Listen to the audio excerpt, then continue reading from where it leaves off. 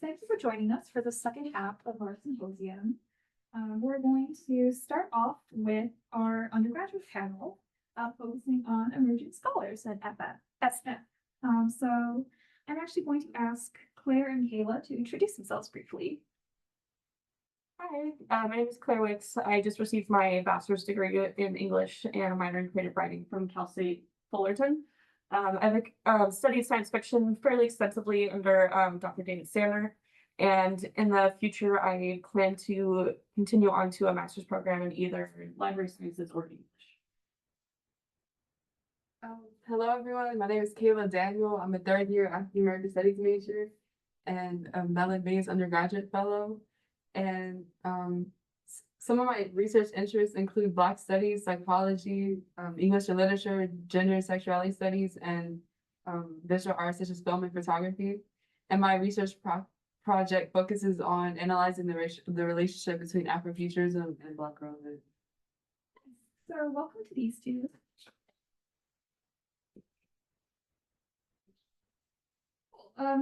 So we will start off with Claire and then move to Kayla's presentation. I'm going to be presenting one of my papers today. It's called A Critique of the Escape and Defense of Feminist Science Fiction. I'm just going to be reading that paper. I don't have any visuals. So, okay. The literary community has been a male-dominated space for centuries. However, female authors have been receiving deserved recognition in the recent years. While this is a great step forward for the literary world, it is important to take a closer look at the genres in which these authors occupy. Authors such as Toni Morrison and Jennifer Egan have received immense praise in the literary fiction subgenre, while mystery authors such as Lisa Jewell and Agatha Christie are commonly favored by readers. For the most part, a reader can find a powerful female author in any section they choose at the bookstore. When they arrive at the science fiction section, however, they will find themselves in a male-dominated space. Ernest Cline, Philip K. Dick, Frank Herbert, and Andy Weir flood the shelves. If women have been able to make strides in other genres of fictions, where are their voices in science fiction? Stories from science fiction authors such as James Tripchey and Pamela Zoline make a case that many sci-fi readers read the genre purely as an escape, refusing to acknowledge the misogyny that plagues their own society.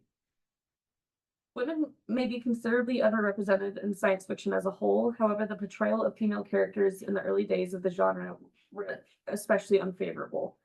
Taken from the Encyclopedia of Science Fiction, sci-fi author Joanna Russ argues, quote, the lack of believable characters in SF resulted from an unthinking acceptance of cultural conditioning and cliches, end quote.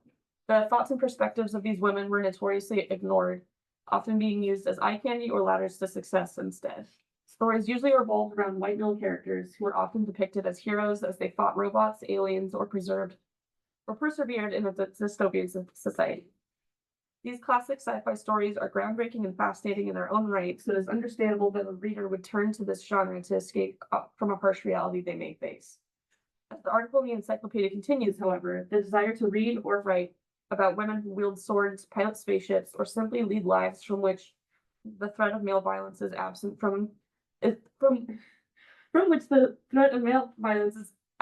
might be seen as escapist. But such imaginings can also be read as a part of a political agenda. Female science fiction authors have proven that they are able to create adventurous and enjoyable stories similar to their male counterparts. However, many of these stories include underlying critiques of society as well. These themes usually revolve around misogynistic societal structures, especially the imbalanced power dynamic between men and women. Perhaps readers do not want to face these unfortunate truths when reading as a form of escape. However, these themes prove that escape from reality is not always possible for women. Perhaps one of the most interesting early female science fiction writers was James Tripchey Jr. Tripchey was a popular writer in the space in the early 1960s and late 1960s and early 1970s. However, critics became skeptical when Tripchey would not put a face to his work. It was revealed in the late 1970s that James Tripchey Jr. was a pen name for Alice Bradley Sheldon, a female author. When looking at Tripchey's body of work with this perspective in mind, especially short stories such as The Women Men Don't See, themes of feminism become even more prominent. At the end of The Women Men Don't See, characters Ruth and Althea agree to accompany extraterrestrials to an unknown planet rather than stay on their own. This takes the male protagonist Dawn by surprise, shouting, quote, "For Christ's sakes, Ruth, they're aliens," end quote. To which Ruth absently replies, quote, "I'm used to it," end quote. Don does not take into account what life is like for Ruth and Althea on Earth. He only knows what he is content with in his own life. He refuses to see their way of thinking. When Ruth replies with the line, "I'm used to it," she is insinuating that she has lived with aliens all along, except the aliens that she has grown accustomed to have never attempted to form a connection with her. This is why she believes men are the true aliens. They have never treated her like a human being. Ruth goes on to tell the extraterrestrial, quote, "Please take us. We don't mind what your planet is like. We'll learn. We'll do anything. We won't cause any trouble. Please, oh please," end quote. Without the context of James Chipchew's true identity, one may read this line as misogynistic. With this perspective in mind, women will learn, do anything, and will not cause trouble because they are submissive and expected to stay in their place in society. With the knowledge of Chipchew's female identity, however, this line reveals a more saddening truth. When looking at the passage with the female perspective in mind, readers may find that women often feel so trapped and suppressed in their own communities that they would rather leave everything they know behind for the utter unknown. Anything is better than the lives they live on Earth in a society dominated by men. This depression that Ruth, as well as many other women, experience is one of the main reasons why Sheldon chose to write under a different name. As critic Heather Hicks put it, quote, "Sheldon's dedication to a life in which her public persona was entirely liberated from her female body suggests, sadly, that for Sheldon at least, such a state was both strategic and liberating," end quote. In order to write in an authentic manner while also be taken seriously as an author, Sheldon separated herself from her female identity. When being presented by a male author, escapism overshadows the deeper messages of misogyny. While James Chipchey used extraterrestrial life in The Women Men Don't See, Pamela Zoline took a different route in her sci-fi short story, The Heat Death of the Universe. This story follows a suburban housewife as she goes through the mundane daily chores. However, Zoline has interwoven scientific facts throughout her story. One of the biggest examples is the theory of the heat death of the universe, which the narrator explains. Quote, "It has been held that the universe constitutes a thermodynamically closed system. And if this were true, it would mean that a time must come when the universe finally unwinds itself, no energy being available for use," end quote. With only this context, one may not find any deeper meanings or themes present. However, Zoline juxtaposes this fact with the following paragraph. Quote, "Sarah Boyle pours out a Coke from the refrigerator and lights a cigarette. She thinks of the heat death of the universe, tail and mouth, bloating, doing violence. The Los Angeles sky becomes so filled and bleached with detritus that it loses all colors and silvers like a mirror," end quote. Zoline expertly puts these paragraphs together to highlight the struggle that women face in a suppressive society. When describing the theory of the heat death, the narrator describes the universe as having no energy available for use. Perhaps Zoline is insinuating that this is what the world will look like if it continues on such an oppressive, misogynistic path. It will become mindless and exhausted. This is reflected in Sarah Boyle in the following paragraph as she pours out a soda and lights a cigarette.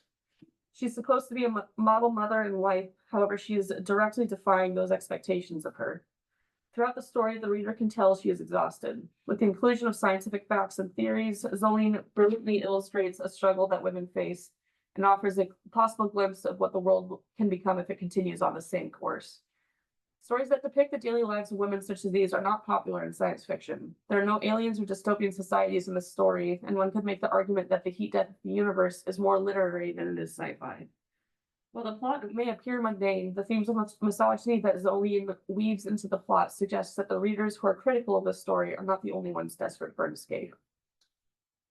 Authors such as James Chipchey Jr. and Pamela Zoline are a few of the many female authors whose voices are often overlooked in a male-dominated literary genre such as science fiction. The lack of attention given to these authors and their stories suggests that many readers do not wish to confront harsh themes such as misogyny and racism, henceforth supporting the notion that reading is purely an escape. Chipchey and Zoline's stories prove that not everyone has this luxury, however. With the help of creative and interesting techniques of science fiction, these authors are able to articulate the difficulties that women face on a daily basis. While it is important that humans have their own interests and desires, we should never look away from an issue because we find it unpleasant. Stories from an outside perspective, whether they are a different gender, race, sexuality, or religion, should be uplifted and encouraged. This is how we gain empathy as human beings, even if the stories are filled with monsters and aliens. Hello everyone. Today I'll be presenting my project The Kids Are Alright, Afrofuturism, and Black Girlhood and Now. So to begin, I'll introduce what Afrofuturism is. So generally speaking, generally and broadly speaking, Afrofuturism is a movement, genre, and aesthetic that focuses on the African diaspora, mainly the United States and the Caribbean, on imagined futures outside of oppression and racism that African descended people usually find themselves in. So here are my research questions. What is the relationship between anti-Blackness and childhood and imagining futures? And how do the narratives of Black girls and Afrofuturism texts challenge the Afrofuturist concept of centering escape and hope? Now, usually what I found within reading a lot of the Afrofuturism theory is that often the narratives that are focused on and the theorization of Afrofuturism are usually focused on the masculine. And although there are multiple narratives of Black girls being the main character in sci-fi speculative texts, within my research, I'm focusing on how Black girls within their current reality, how they transform their ways of living through their own agency, instead of looking to a far future where they hope to like escape their current conditions. So here's some key scholars and theories. We have, this is most mainly Afrofuturist theory, and the things that are prominent in those theories is space exploration, advanced technologies, and centering Africanness. And one thing that I would like to note is Lavender's theory of the hope impulse, where people with the Afrofuturist narratives, that's what drives them to get out of their current condition. And within the fields that I'm interacting with is girlhood studies, Black study, and gender and sexuality. The theoretical frameworks I'm engaging in is Black feminist thought, Afrofuturism, and Black girlhood theory. And together, these three theoretical frameworks I'm using to help me intervene into Afrofuturism. So the purpose of this is to challenge the way that Afrofuturism is seen in regards to Black girls. And it's inviting a new conversation to offer what the theorization of Afrofuturism can sometimes look over, which is not looking at escape as a way to live differently, but to work within your current reality to change your life. My research site is The Contemporary, which includes Black girls from the age range of children to teens. And the text I'm engaging with is sci-fi and fantasy novels.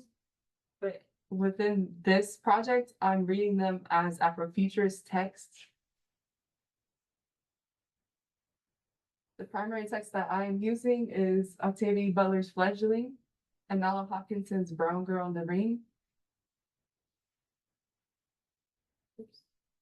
Okay, and within these texts, I am looking at things of agency, community, age, because both of them, within Fledgling, Shori, the main character, she is 53 years old, but she looks like an 11-year-old girl. And in Nala Hopkinson's Brown Girl in the Ring, TGN, she's a young woman. She's about 18, 19 years old, and she's also a mother.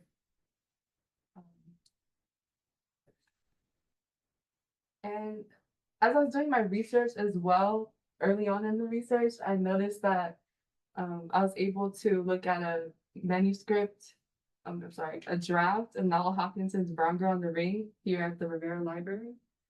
And I was able to see like how she like edited the text and how much she had like cut from the final version, because the text that I was looking at was like 500 pages. And that's within the Eaton collection. And in terms of Octavia E. Butler, she has papers at the Huntington. And in my In the future for my project, I would like to interact with these texts to see what things that the authors were engaging in as they were writing these pieces that I can apply to my understanding of how Black girls operate within Afrofuturism. So the methods I'll be using in my project is close reading and intersectional analysis.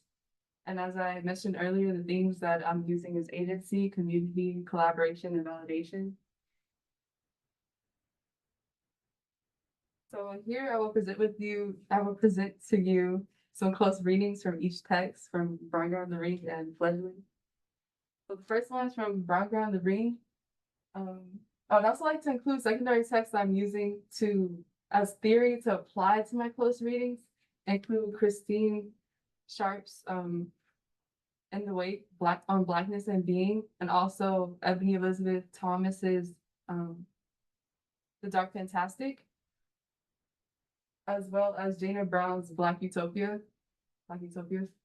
So here I would like to read this. Yes, I'm mad, she answered him, firmly pulling her wrist from his grasp. She stood up. The deputy lifted herself off Tony's chest and coalesced into a red fireball. It hovered above them, waiting. I'm mad like France, TGN said. Mad like that old woman jumpy thing who used to be my mother. I'm mad at all of you for making me run around trying to save all you. All you just digging yourselves in deeper, each one in their own pit.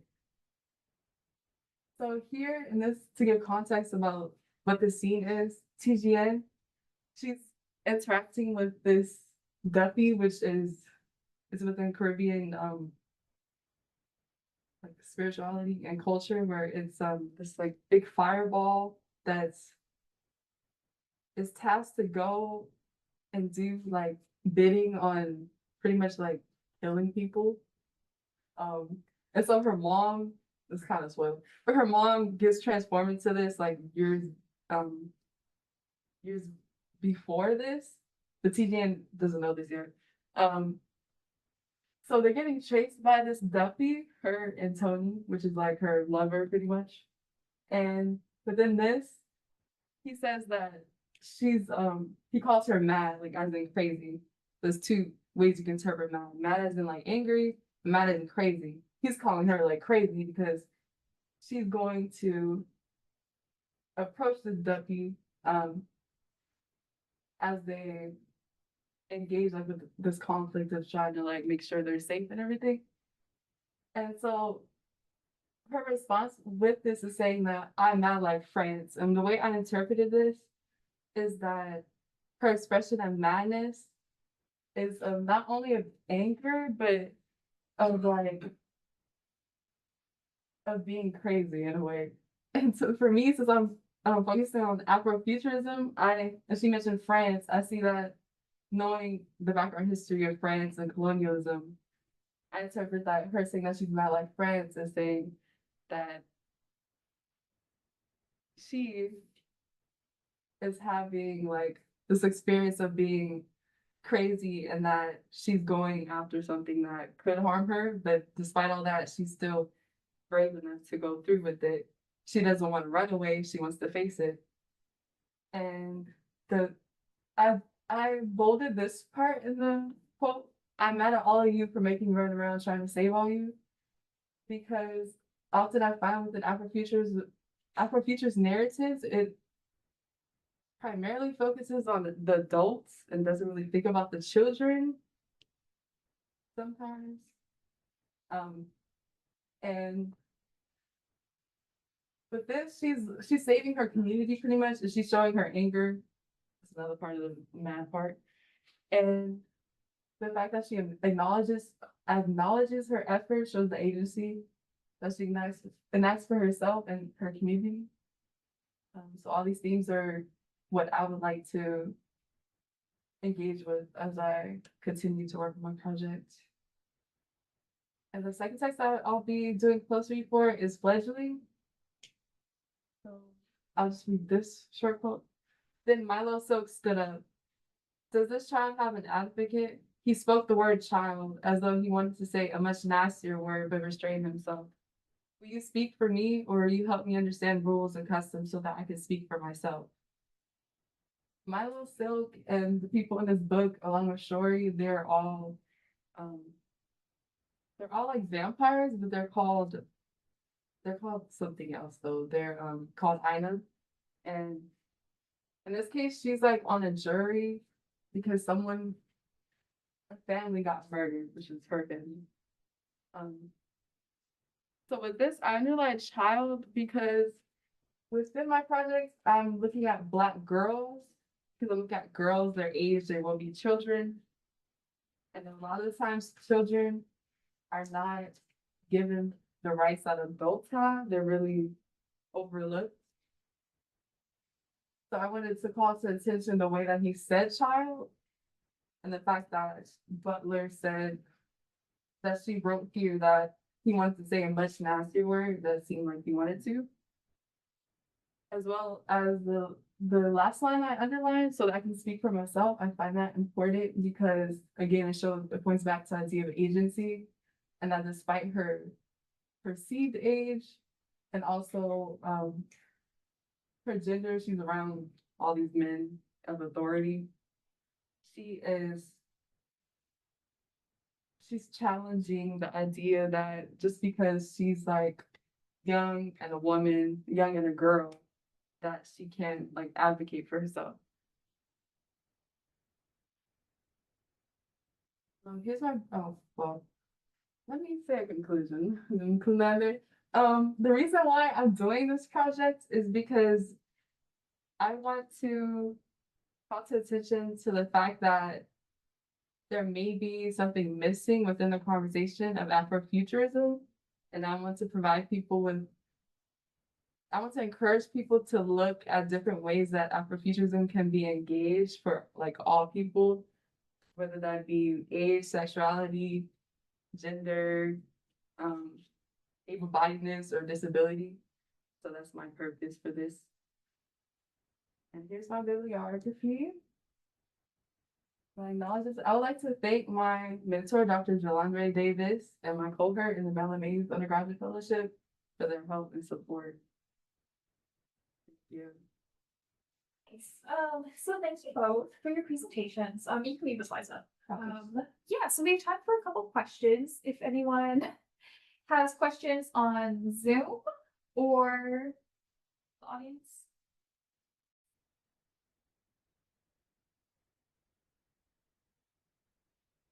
Yeah. I'll go ahead and stay since I'm short. So I was pretty, and I'm sorry, I've forgotten your names. I think I had a question for Kayla. So I was particularly interested, I study mental disability myself, so I'm really interested in, especially your close readings about saying this person is bad like France. And I'm not particularly well versed in the Afrofuturism, so I'm just curious, is there more resonance with mental illness in Black girlhood in Afrofuturism? Is this I'm curious what is out there if you're familiar. And how the, like ideas of mental illness might fit in with project, if at all.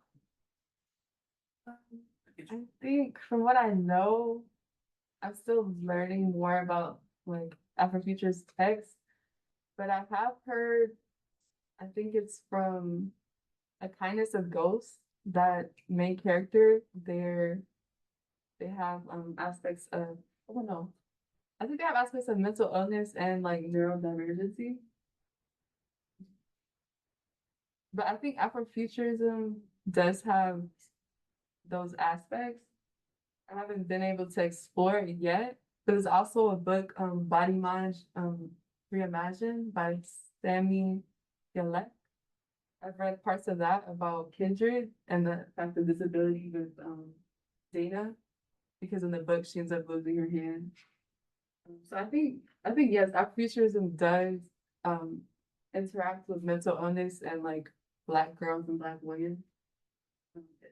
I feel like from what I've seen, I don't know if it's necessarily talked about as much, but I think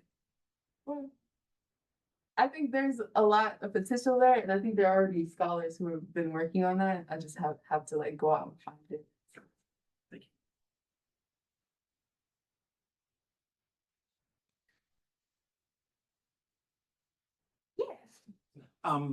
Thanks. As a follow-up, I think the book you're thinking of is Body Minds Reimagined by Sammy Schalk. Oh, Sean. Schalk. And it's about a lot of sort of the body mind idea in disability studies is about the sort of unifying ideas about ability and disability, including mental capacities and physical bodies. And another scholar on the same topic is Terry Pickens, who has a book called Black Madness, Mad Blackness. That's like a sort of, the title is written like an analogy. But if you look up those terms together, that scholarship is on that cluster of subjects. So it's a really thriving area right now. I wanted to ask for both of you, is there anything that that you found in the material that you read for this research that kind of shed new light on the way that things were taught for classes you took? Like, were any of the texts you referenced taught in classes? And did you learn things through this research that sort of changed your outlook on how you had first encountered these authors?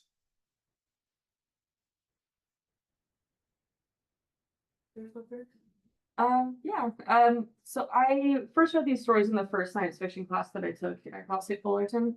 Prior to taking that class, I think I read like The Martian and Project Hail Mary by Andy Weir. And I was like all of my like knowledge of the science fiction genre or speculative fiction in general.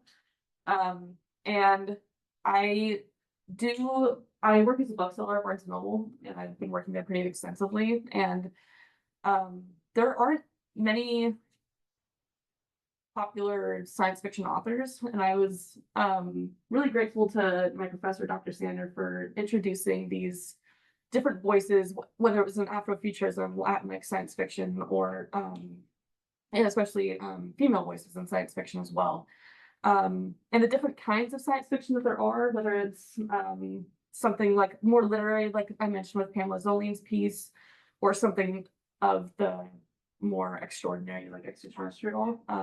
It's really interesting to see those different perspectives, and not just from like a cis white male's perspective. So I was really grateful to have that perspective.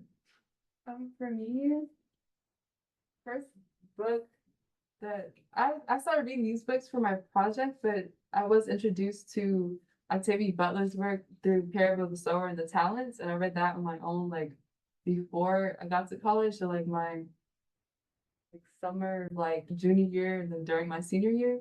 And then that's why as I was looking at books, I started to see more of their work that I had read before, so I decided to go ahead and read it. And then for Brown Girl in the Ring, I took a class with Dr. Jolanda Davis, Black Girl Magic, and we read things like Bayou Magic, we read Brown Girl in the Ring, and and then Enzo Taki Shange's work, Cypress, Indigos, and Sassafras. And from there, I think it was an extra assignment for Brown Girl in the Ring, so I didn't get to read it yet, but I was interested in reading it. So it's funny that I'm using it in my project. So it's how I learned about it. And from reading these authors and working on my research, the way that I see it now is I see fiction now in the sense that it has more than what meets the eye at first. Like you think like, oh no, it's just, entertainment. But I see that so many things that are written about in those texts can be found within like theory that's out there, and also like, of course, connect back to history. So now I just see things in general, like fiction and things like philosophy, art, even like science and math. I just see it all as like, I don't know, the same thing in a way. I don't really see the division as much. Other questions?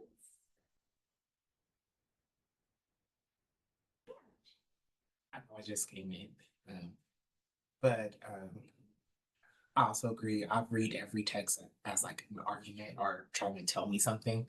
But I was wondering, because I ended up writing a paper on this Caribbean funerary ritual called Nine Night, and that deals specifically with the duppy, and it's about releasing a duppy, and which is like a past spirit, and like releasing it to the ethers. So I'm wondering how I'm wondering if you thought about how this is going to sound horrible, how death and Black girlhood go together. And you don't have to have an answer, just wondering if you thought about that, because Duppy is about, being on this plane, but also not being physically on this plane in that way. So, Yeah, yeah. thank you. I never thought of that before, but that sounds very interesting. You saying that makes me think of this one scene in Brown Girl the Ring where she's I forgot his name, but it was pretty much her grandfather. He's trying to get her just like he got his daughter Mhm. to become the Duppy, and she like floats out of her body and she almost like wants to become one. She kind of thinks like I want to leave all this behind as pain, like I could just be free and fly. And what you said about Black girlhood and death, I never thought of it until you said it now. But now I'm thinking about it, I'm like, yeah, that's a good connection to make. Um, but I think when I was reading that's pretty much close to that. And yeah. In the example, she's like going up to the Duppy who's her mother, right? Yeah. That's interesting.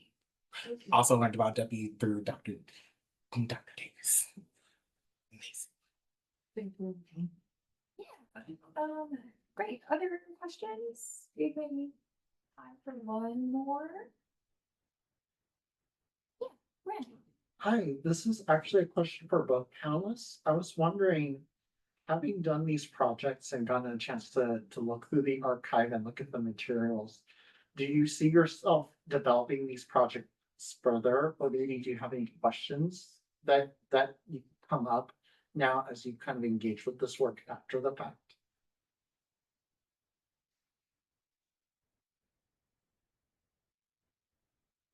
I've really been interested in feminist fiction in general, but also just um across different genres, not just speculative fiction. So I definitely like to continue to study feminist fiction further, especially maybe in terms of how it's kind of progressed and developed over time. So I would love to read more contemporary science fiction works by feminist or female authors, and kind of compare the two, see how things have changed over time. That would definitely be interesting. Yeah, I would love to continue to like develop this further. Afrofuturism is like it has many layers, a lot of subgenres that I like to engage with, and especially like stuff like Afro surrealism. Blinking. But yeah, I would like to develop it further, especially like with Black girlhood studies as well. And questions that come up, that came up as I engaged with my research is that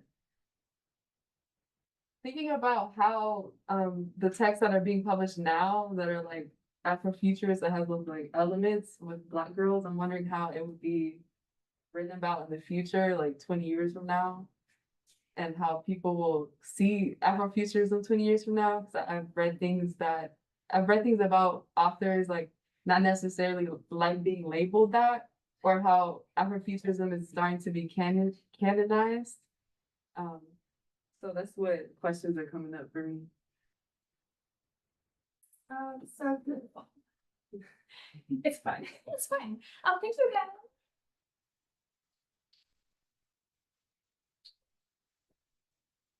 Yeah, so we're gonna have another quick little break, and then at 45, I forgot what 45, in about 5 minutes, we'll start our creative writing roundtable.